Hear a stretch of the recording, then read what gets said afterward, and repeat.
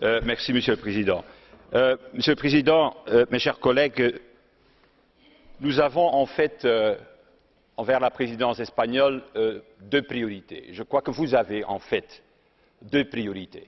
On peut publier beaucoup de dossiers qui vont être réglés dans les 6 mois prochains, mais il y a, selon nous, deux grands dossiers. Tout d'abord, il y a la stratégie post-Lisbonne, EU 2020, je pense en tout cas que le nom est mieux approprié parce qu'à la fin, la population ne savait plus la différence entre le traité de Lisbonne et la stratégie de Lisbonne, donc c'est déjà une avancée énorme.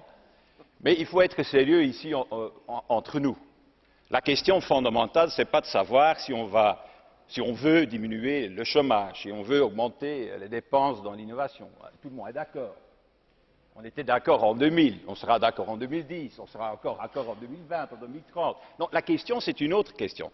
Est-ce que, finalement, le Conseil, les États membres sont prêts à changer la méthode qui a failli dans la stratégie de Lisbonne, c'est-à-dire la méthode de coordination ouverte, tout un mot pour dire que c'est les États membres qui décident, que ce n'est pas l'Union qui décide et que la seule chose qu'on fait, c'est comparer les résultats des différents États membres. C'est comme l'Union est devenue l'OECD. C'est ça la réalité. C'est publier des documents, des documents et des documents. Et donc Monsieur le Président, moi j'étais en tout cas très encouragé par les premières déclarations de votre part en disant oui, on va changer, il faut des bâtons, il faut des carottes. Si nécessaire, il faut des sanctions.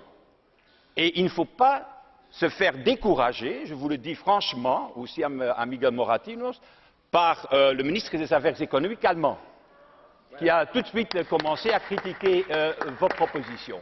Parce qu'il faut être de bon augure. On ne peut pas d'un côté dire que, par exemple, la Grèce ne fait pas assez d'efforts, que d'autres pays ne font pas assez d'efforts, et au même moment ne pas donner les moyens et les instruments à la Commission européenne et à l'Union européenne pour intervenir. C'est l'un ou l'autre. On ne peut pas dire les deux choses au même moment. Donc je vous encourage de continuer sur cette voie-là et je peux vous dire que tout ce Parlement est derrière vous, ensemble avec la Commission, pour faire face à ceux qui ne veulent pas encore entendre de cette nécessité d'intensifier cette méthode de Lisbonne. Alors, pour moi, deuxième priorité, c'est essayer de trouver une autre stratégie dans l'après-Copenhague. Le paquet, le dossier du changement climatique. Il faut le dire, ça a échoué, notre approche. Il faut le dire, il faut reconnaître ça. Ça n'a aucun sens de dire oui, mais on avait raison, c'était la bonne méthode, etc. Non, ce n'était pas la bonne méthode. La stratégie était mauvaise puisque le résultat est mauvais. Donc il faut changer de stratégie. Et ce que moi je vous propose, c'est d'avoir une stratégie qui est basée sur 3 éléments. Le premier élément, c'est qu'il faut avoir une personnalité dans l'Union européenne qui s'occupe du dossier. Un monsieur ou madame changement climatique qui est responsable pour négocier pour les 27 États membres. Pas comme c'était le cas à Copenhague.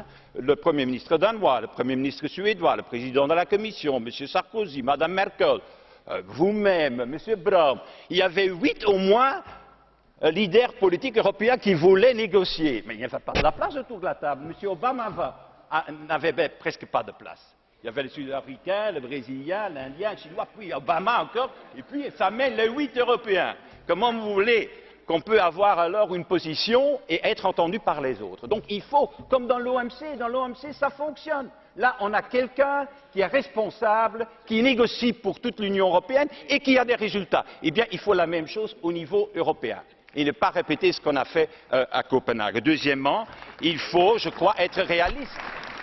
Il faut être réaliste dans cette affaire. Il faut avoir un accord trilatéral États-Unis, Europe, Chine. C'est ça qu'il faut chercher. Toutes ces stratégies à dire oui, on va avoir 100 alliés dans les Nations Unies, ça ne compte pas dans le monde de l'avenir. C'est le monde des empires, le monde de l'avenir. Et nous devons être un empire, c'est-à-dire on doit être autour de la table avec qui? Les États-Unis et avec la Chine. Avec ces trois-là, il faut faire un accord et pas commencer à rêver, à rassembler je ne sais pas combien de pays autour d'un programme. Et finalement, il faut d'abord faire une alliance avec les Américains. C'est avec eux qu'il faut avoir trouvé un intérêt commun. Et cet intérêt commun, selon moi, c'est le mécanisme d'échange des émissions. On a ça, eux, ils vont le faire, Si on a fait un accord là-dessus, alors on a un intérêt commun pour négocier ensemble avec les Chinois. Voilà, Monsieur le Président, les deux grandes priorités pour la présidence espagnole et je suis persuadé qu'avec la ténacité de M. Zapatero, il va en faire une présidence très importante et très réussie. Oui, c'est ça.